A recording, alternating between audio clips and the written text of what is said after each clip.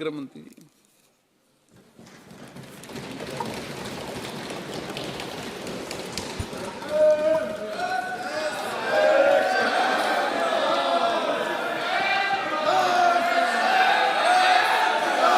माननीय अध्यक्ष जी, मैं सबसे पहले तो आपका धन्यवाद देना चाहता हूं कि आजादी के बाद जो कुछ राष्ट्र के जीवन में महत्वपूर्ण प्रस्ताव आए हैं, उसमें से एक प्रस्ताव श्री राम जन्मभूमि पर मंदिर के निर्माण का, उसमें मुझे मेरे विचार रखने के लिए आपने मौका दिया, इसलिए हृदय से मैं आपका धन्यवाद करना चाहता हूं। मान्यवर, मैं देश की 140 करोड़ की जनता की ओर से भी आसन का, स्पीकर साहब का धन्यवाद करना चाहता हूं, क्योंकि ये जो सदन है वो नियम से तो चलता ही है। हर चर्चा नियमों से बंधी हुई होती है, संविधान से बंधी हुई होती है, परंतु एक मायनों में ये सदन जन चेतना का, जनता की आकांक्षाओं का और जनता की इच्छाओं की प्रवक्ता बनने का भी सदन का दायित्व है, और आज ये हो रहा है। 140 करोड़ के देश में और दुनिया भर में बैठे हुए राम भक्त जो 22 जनवरी के बाद एक अद्भुत आध्यात्मिक चेतना का अनुभव कर रहे हैं, इसको वाचा देने के लिए आपने समय दिया, इसलिए देश आपका हमेशा के लिए आभारी रहेगा। मान्यवर, मैंने आज किसी का जवाब नहीं देना है। आज मैं मेरे मन की बात और देश की जनता की आवाज को इस सदन के सामने रखना चाहता हूं, जो सालों से कोर्ट के कागजों में दबी हुई थी। नरेंद्र मोदी जी के प्रधानमंत्री बनने के बाद उसको आवाज भी मिली, अभिव्यक्ति भी मिली। मान्यवर, 22 जनवरी का दिन, भले कुछ लोग कुछ भी कहे, मैं स्पष्ट रूप से देख रहा हूं 22 जनवरी का दिन 10 सहस्त्र सालों के लिए ऐतिहासिक दिन बनने वाला है। ये सबको समझकर चलना चाहिए। मान्यवर, जो इतिहास को पहचानते नहीं, ऐतिहासिक पलों को पहचानते नहीं, वो अपने अस्तित्व को, अपने वजूद को कहीं ना कहीं खो देते हैं। मैं आज फिर से एक बार कहने वाला हूं मान्यवर कि 22 जनवरी का दिन 10 सहस्त्र से भी अधिक सालों तक इस देश का ऐतिहासिक दिन है। मान्यवर, 22 जनवरी का दिन 1528 से शुरू हुई एक संघर्ष और अन्याय के सामने लड़ाई का एक आंदोलन के अंत का दिन है। 1528 से चली हुई ये न्याय की लड़ाई यहां पर समाप्त। मान्यवर, 22 जनवरी का दिन करोड़ों भक्तों के आशा, आकांक्षा और सिद्धि का दिन है। उनकी आज आशा आकांक्षाएं सिद्ध हुई है। मान्यवर, 22 जनवरी का दिन भारत की, समग्र भारत की, मैं चाहूंगा कि समग्र भारत पर पूरा सदन गौर करे। 22 जनवरी का दिन समग्र भारत की आध्यात्मिक चेतना के पुनः जागरण का दिन आज इतिहास में बन चुका है। मान्यवर, 22 जनवरी का दिन महान भारत की यात्रा की शुरुआत का दिन है। 22 जनवरी के दिन मां भारती को विश्व गुरु के मार्ग पर ले जाने को प्रशस्त करने वाला दिन मान्यवर बनने वाला है।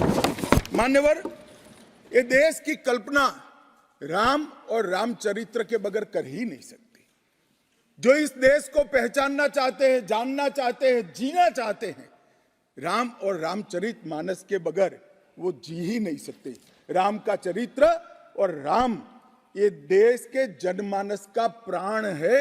ये सबको समझना चाहिए, सबको स्वीकारना चाहिए। और इसीलिए मान्यवर, हमारे संविधान की पहली प्रत से लेकर महात्मा गांधी के आदर्श राज्य की कल्पना को राम राज का नाम लिया गया। संविधान में भी राम दरबार को स्थान दिया गया। मान्यवर, जो लोग राम के अलावे भारत की कल्पना करते हैं वो भारत को नहीं जानते, वो हमारे गुलामी के काल का प्रतिनिधित्व करते हैं। मान्यवर, राम व्यक्ति नहीं है, राम प्रतीक है।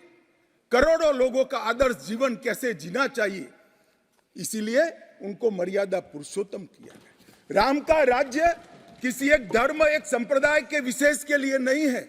राम का राज्य, आदर्श राज्य कैसा होना चाहिए, इसका प्रतीक न केवल भारत, समग्र दुनिया के देशों के लिए बना हुआ है मान्यवर। और इसलिए मैं मानता हूं कि राम और राम के चरित्र को फिर से प्रस्तावित करने का काम 22 जनवरी को हुआ है, मोदी जी के हाथ से हुआ है। वो इस देश के लिए सौभाग्य का विषय है मान्यवर। हम सब उन सौभाग्यशाली लोगों में से हैं जो 1528 वहां पर राम मंदिर देखना चाहते हैं। पीढ़ियां चली गई, हजारों लोग, लाखों लोग शहीद हुए, संघर्ष किए, आंदोलन किए, मगर ये दिन देखना स्वप्न में नहीं आया। आज हम सब बहुत सौभाग्यशाली है कि इस देश को हम देख सकते हैं मान्यवर। भारत की संस्कृति और रामायण को अलग कर कर देखा ही नहीं जा सकता। कई भाषाओं में, कई प्रदेशों में और कई प्रकार के धर्मों में भी रामायण का जिक्र, रामायण का अनुवाद, रामायण से बनी परंपराएं और रामायण को अपने राष्ट्रीय चेतना का एक आधार बनाने का काम हुआ है। कई सारे रामायणों का उल्लेख है। संस्कृत में वाल्मीकि रामायण, आध्यात्म रामायण, आनंद रामायण, अवधी में रामचरितमानस, उड़िया में 13 प्रकार के रामायण, तेलुगु में रंगनाथ रामायण, रघुनाथ रामायण, कन्नड़ में कुमुदेंदु रामायण, तोरवे रामायण, बतलेश्वर रामायण, असमिया में कथा रामायण, सप्तकांड रामायण, और शंकरदेव ने भी वरगीत के अंदर रामायण का वर्णन किया। बंगला में भी रामायण मिलेगा, कश्मीर में भी राम अवतार चरित मिलेगा, बौद्ध परंपराओं में भी हनुमान जातक में रामायण का जिक्र मिलेगा, मैथिली में भी रामायण है, पंजाबी में गोविंद रामायण है। इतना ही नहीं, ओवैसी साहब चले गए, मुल्ला मसीही ने भी रामायण मसीही लिखकर सबके लिए इस आदर्श को प्रस्तावित किया है। कई सारे देशों में भी रामायण को स्वीकारा है और एक आदर्श ग्रंथ के रूप में प्रस्तावित किया है। विदेशों में नेपाल, जावा, इंडोनेशिया, कंबोडिया, तिब्बत, ये सभी देश भाषाओं में रामायण का अनुवाद भी हुआ है और उससे प्रेरणा भी ली जाती है। हमारे यहाँ आदिवासी जीवन भी एक प्रकार से अलग संस्कृति से, अलग परंपराओं से रचा बचा। उरांव में, बोडो में, संथाल में, संकाल में, बिरहोर में और छोटा नागपुर में सभी जगह स्थानीय भाषाओं में रामायण का अनुवाद भी हुआ और रामायण के आधार पर अपने जीवन को, आदर्श को बनाने का काम भी हुआ। मान्यवर, राम और रामायण से अलग इस देश की कल्पना हो ही नहीं सकती। मान्यवर, ये जो राष्ट्र की इच्छा की परिपूर्ति सम्माननीय मोदी जी के हाथ से 22 जनवरी को अभिजीत मुहूर्त में हुई है। ये लड़ाई 1528 से लड़ी जा रही है। दशकों तक ये लड़ाई चली मान्यवर, दशकों तक लड़ाई चली। लगभग 1858 से कानूनी लड़ाई चल रही है।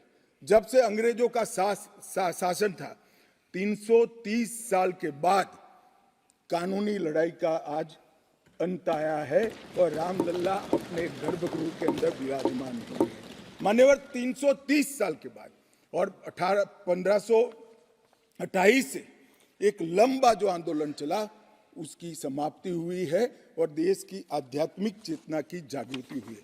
मान्यवर, मैं इतना ही कहना चाहता हूं, ये आंदोलन से अनभिज्ञ होकर कोई इस देश के इतिहास को पढ़ ही नहीं सकता। आज से नहीं, 1528 से हर पीढ़ी ने इस आंदोलन को किसी न किसी स्वरूप से वाचा दी और ये मामला लंबे समय तक अटका रहा, भटका रहा, लटकता रहा। आज मोदी जी के समय में ही इसको परवान चढ़ना था, ये स्वप्न को सिद्ध होना था और आज देश स्वप्न सिद्ध होता हुआ दिखा है। मान्यवर, राम जन्मभूमि का जो इतिहास है ये बहुत लंबा है। अनेक राजाओं, संतों, निहंगों, अलग अलग संगठनों और कानून विशेषज्ञों ने ये लड़ाई में योगदान दिया है। मैं आज ये 1528 से 22 जनवरी 2024 तक की संपूर्ण कानूनी और युद्धों की और आंदोलनों की लड़ाई को, ये सभी योद्धाओं को बहुत विनम्रता से स्मरण करना चाहता हूं। और उनकी लड़ाई जब आज समाप्त हुई है तब मुझे विश्वास है मान्यवर, वो जहां भी होंगे बड़ी आनंद की अनुभूति करते होंगे, अपनी श्रद्धा को चरितार्थ करने की अनुभूति करते होंगे। गिलहरी के समान कई लोगों ने अपना योगदान दिया और मान्यवर, ये राम सेतु जो बनना था 1528 से 22 जनवरी 2024 तक का, ये सेतु का भूमि पूजन भी नरेंद्र मोदी जी ने किया और प्राण प्रतिष्ठा भी नरेंद्र मोदी जी के। मान्यवर, 1990 में जब ये आंदोलन ने गति पकड़ी, उसके पहले से ही भारतीय जनता पार्टी का ये देश की जनता को वादा था। हमने पालमपुर कार्यकारिणी के अंदर हमने एक प्रस्ताव पारित कर कहा था कि राम मंदिर का निर्माण, इसको कोई एक धर्म के साथ नहीं जोड़ना चाहिए, ये देश की चेतना की पुनर्जागृति का आंदोलन है। इसलिए हम राम जन्मभूमि को मुक्त कराकर, कानूनी रूप से मुक्त कराकर वहां पर राम मंदिर की स्थापना करेंगे। अब इस देश में प्रॉब्लम क्या है साहब, जब चुनाव में घोषणा पत्र में लेते हैं तो कहते हैं चुनाव में वोट प्राप्त करने के लिए लिया, चुनावी वादा है। ये भाजपा ऐसे ही वादे करती है, 370 हो, राम जन्मभूमि हो, यूनिफॉर्म सिविल कोड हो, ट्रिपल तलाक समाप्त करना हो। अब ये कहते हैं आप ऐसे ही वादे करते हैं और ये वोट प्राप्त करने का जरिया होता है, और जब हम इसको पूरा कर देते हैं तो बड़ी खिलाफत करते हैं। मैं आज भी कहता हूं, भारतीय जनता पार्टी और हमारे नेता नरेंद्र मोदी जी मान्यवर जो बोलते हैं, जो कहते हैं, वो करते हैं। हमारी पार्टी का चरित्र है और ये कोई छिपी हुई बात नहीं है। किस चीज का आक्रोश? हम 1986 से कह रहे हैं कि हमारा भव्य राम मंदिर बनना चाहिए, संवैधानिक तरीके से। कुछ लोगों ने यहां पर और बाहर मीडिया के सामने प्रतिक्रिया व्यक्त की, वो कानून की दुहाई देते हैं। मैं उनको पूछना चाहता हूं कि मान्यवर, क्या सुप्रीम कोर्ट की 5 जजों की खंडपीठ के जजमेंट से आप वास्ता रखते हो या नहीं रखते हो? भारत के संविधान से वास्ता रखते हो या नहीं रखते हो? किसी ने अगर सुप्रीम कोर्ट की अवहेलना कर वहां पर मंदिर बनाया होता तो आप कुछ भी कह सकते थे, मगर जब देश की सर्वोच्च अदालत के 5 जजों की खंडपीठ ने, और जिसकी अध्यक्षता स्वयं चीफ जस्टिस ऑफ इंडिया और आने वाले 4 चीफ जस्टिस कर रहे थे, ऐसी महत्वपूर्ण बेंच ने जब ये निर्णय लिया, तब आप कैसे कन्नी काट सकते हो? मान्यवर, निर्णय पसंद हो तो स्वीकार कर लेना, सुप्रीम कोर्ट का सम्मान करना, और कोई निर्णय पसंद ना आए तो सुप्रीम कोर्ट के भी बड़ा बूढ़ा करना, ये ठीक नहीं है। मान्यवर, सुप्रीम कोर्ट के निर्णय ने आज पूरी दुनिया में भारत के पंथ निरपेक्ष चरित्र को उजागर किया है। दुनिया में एक भी देश ऐसा नहीं है जहां बहुमत समाज ने अपनी आस्था का निर्वहन करने के लिए इतनी लंबी कानूनी लड़ाई लड़ी। हमने राह देखी है, सुप्रीम कोर्ट में लड़ाई लड़ी, और सुप्रीम कोर्ट का जजमेंट आने के बाद वहां पर आज भव्य राम मंदिर बना है। मान्यवर, जो बोल रहे हैं उनको भी सब मालूम है कि क्यों बोल रहे हैं। मैं आज फिर से कहना चाहता हूं, हमारे गुजरात में एक कहावत है, हवन में हड्डी नहीं डालनी चाहिए। पूरा देश जब आनंद में डूबा है, पूरा देश आध्यात्मिक चेतना की जागृति का अनुभव हो रहा है, भैया स्वागत कर लो, साथ में जुड़ जाओ, इसी से देश का भी भला है और सबका भला है। मान्यवर, एक लंबी लड़ाई के बाद स्थगितता में पड़े हुए मामले को नरेंद्र मोदी जी ने एक युग परिवर्तन करने के लिए जब मोदी जी को देश की जनता ने लंबे समय के बाद और कांग्रेस के बगैर किसी दल ने पहली बार पूर्ण बहुमत के साथ प्रधानमंत्री बनाना, तब से ये लड़ाई शुरू हुई।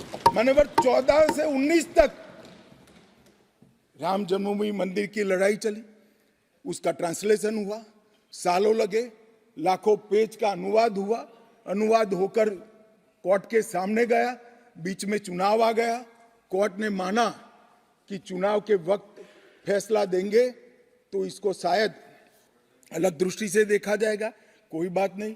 चुनाव के बाद फिर से मोदी जी आ गए और फिर केस चला और अंततोगत्वा जब कोर्ट ने न्याय किया तब 5 अगस्त 2020 को 19 को मोदी जी ने इसकी नींव रखकर इसकी शुरुआत। मान्यवर, ये जो 20 से 24 की यात्रा है वो 20 से 24 की यात्रा भी समझनी चाहिए।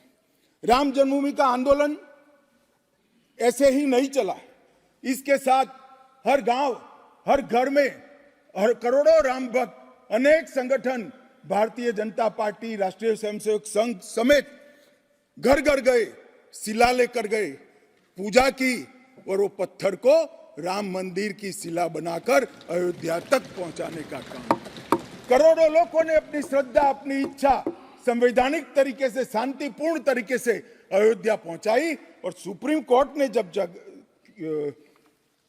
जजमेंट दे दिया, निर्णय दे दिया, तब जाकर राम मंदिर के निर्माण की शुरुआत हुई। अडवाणी जी ने सोमनाथ से अयोध्या यात्रा भी की और इसके साथ साथ निहंगों ने शुरू करी हुई लड़ाई, अशोक सिंघल जी जो चरम सीमा पर ले गए थे, अडवाणी जी ने जन जागृति की और मोदी जी ने जन आकांक्षा की पूर्ति कर कर एक आध्यात्मिक चेतना का जागरण कर दिया। मान्यवर, ये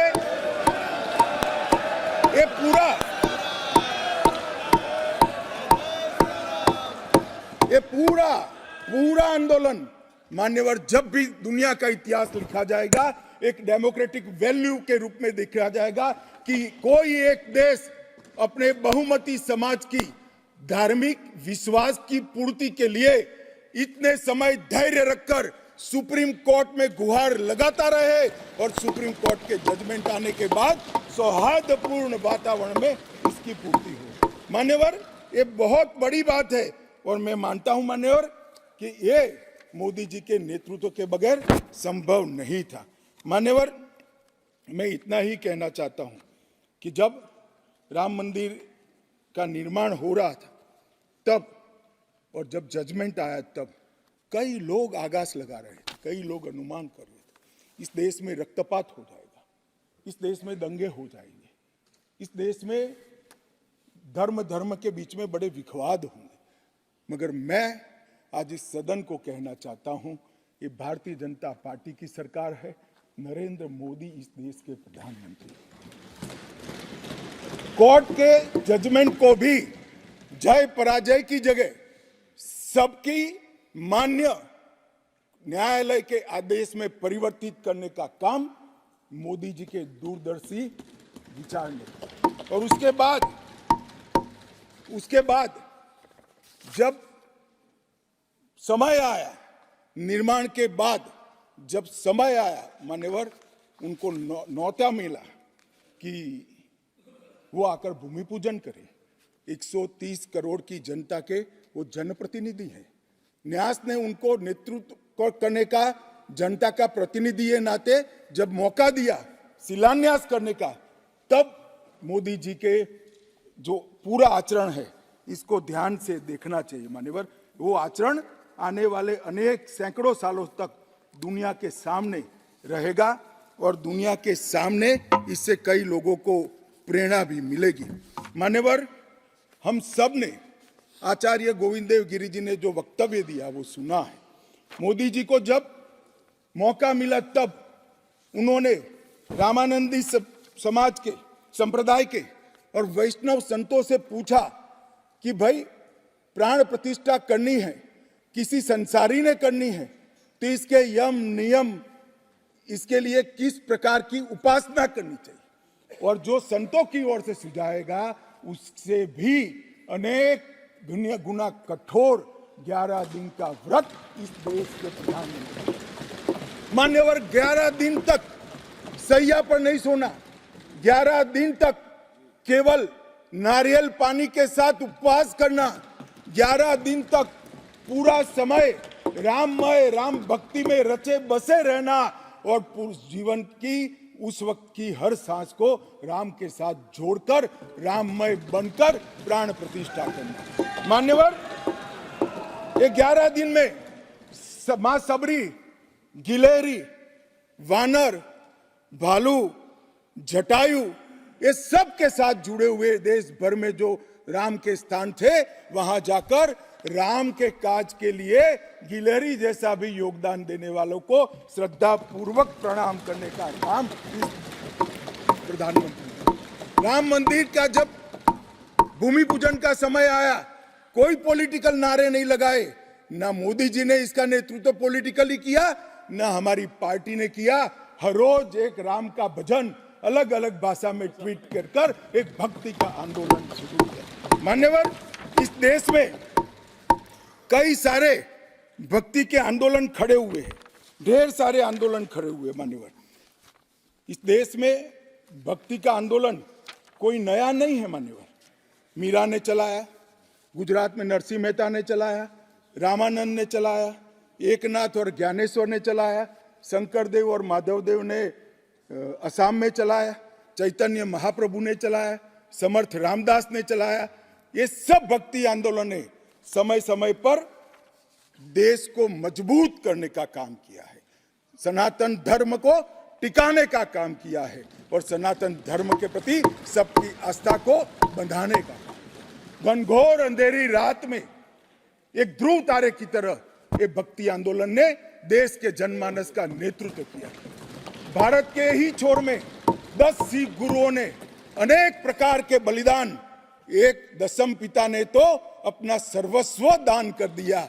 इस प्रकार के त्याग की भी इस देश की परंपरा रही, परंतु ये समग्र भारत के हजारों साल लंबे सांस्कृतिक और राजनीतिक इतिहास में एक शासक ने, एक जनता के व्यक्ति ने, एक जनता के प्रतिनिधि ने अपने यम, नियम, तप और उपासना से भक्ति चेतना की जागृति की, तो इसका एकमात्र घटना नरेंद्र मोदी जी ने की। और मैं तो स्वयं अनुभव कर रहा हूं। मैं उस दिन बैठा था लक्ष्मी नारायण मंदिर में, दिल्ली में बिरला मंदिर में, जो जनता थी, जो लोग थे, सबकी आंखों में आंसू थे।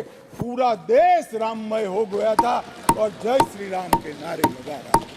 मान्यवर मोदी जी ने बड़ी शालीनता के साथ विजय के, पराजय के कोई भाव के बगैर जय श्री राम के युद्ध के नारों से पूरी दुनिया जानती है। जय श्री राम की वानर सेना का युद्ध का घोष था, पूरी दुनिया जानती है। जय संघर्ष चला तब जय श्री राम चला और मंदिर बना तो जय सिया राम हो गया। संघर्ष से भक्ति की ये यात्रा पूरे देश को आगे ले जाने वाली यात्रा है। मान्यवर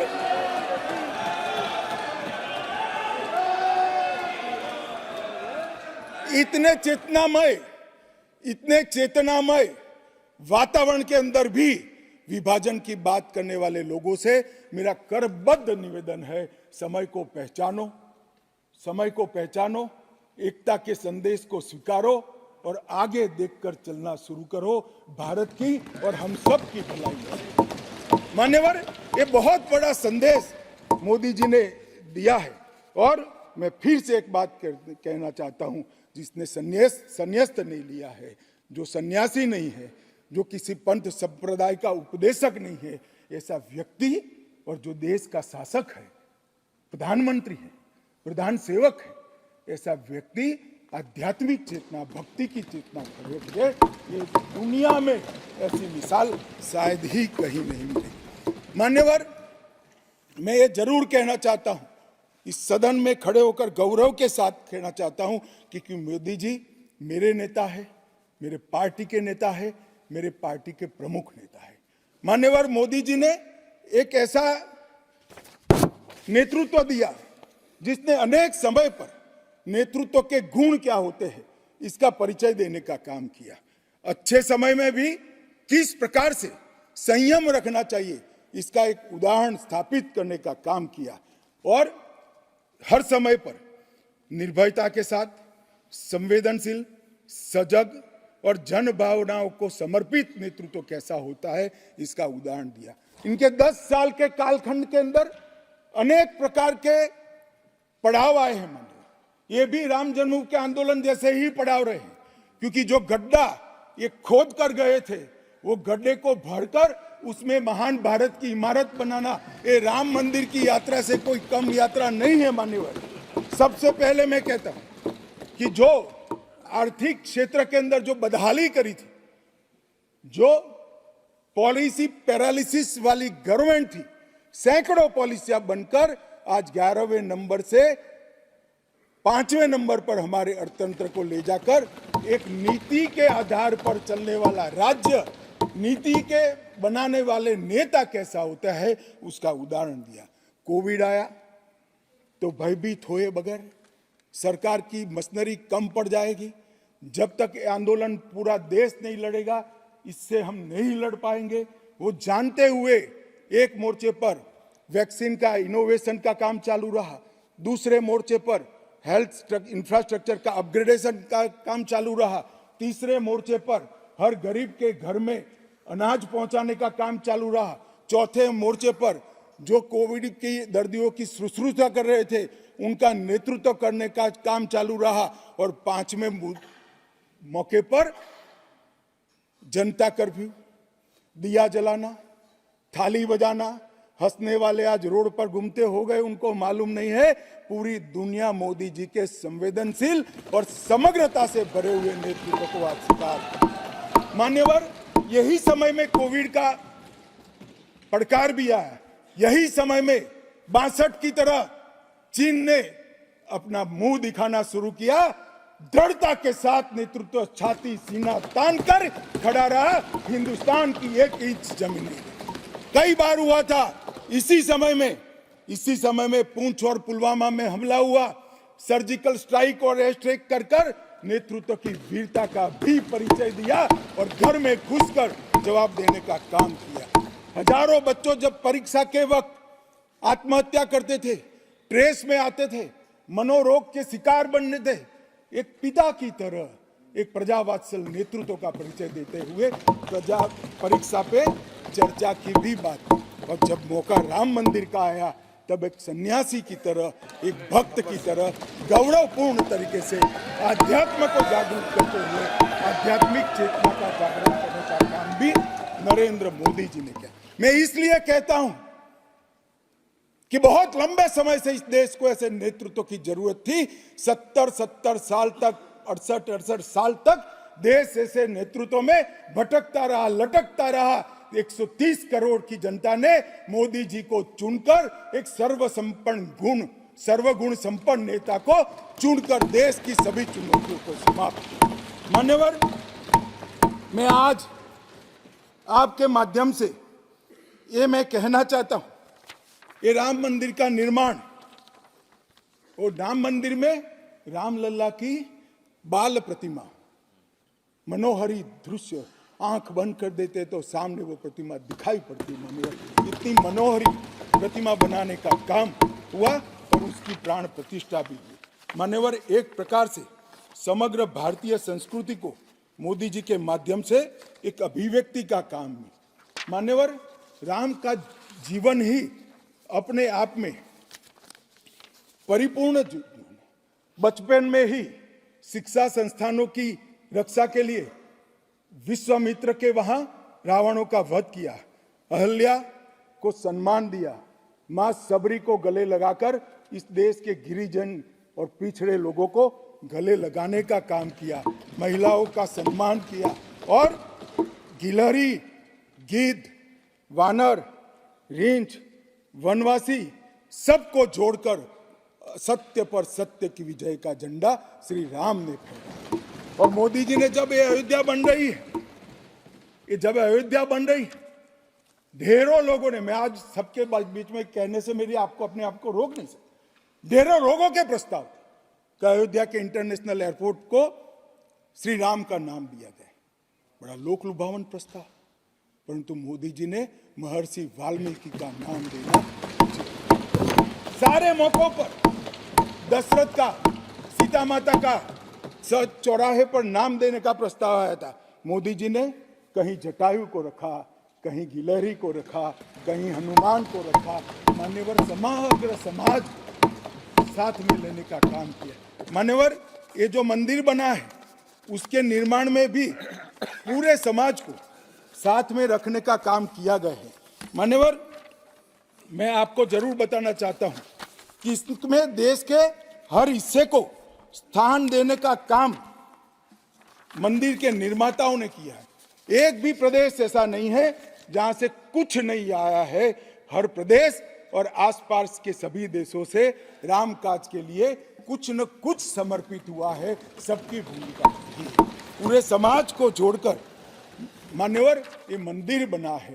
ये सामाजिक एकता का एक अद्भुत उदाहरण है मंदिर है। सांस्कृतिक पुनर्जागरण का अद्भुत उदाहरण है मंदिर है। मान्यवर, अयोध्या में राम मंदिर विध्वंस के सामने विकास का विजय है। मान्यवर, अयोध्या में राम मंदिर धर्मांधता के सामने आध्यात्मिकता और भक्ति का विजय है। मान्यवर, भारत के गौरवमय युग की ये शुरुआत है।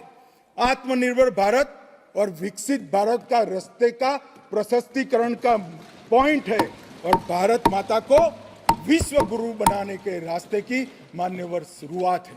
मैं जरूर मानता हूं कि सालों से, सदियों से इस देश के प्रेरणा पुरुष रहे, जिनके चरित्र से न केवल इस देश पूरी दुनिया संदेश लेती है।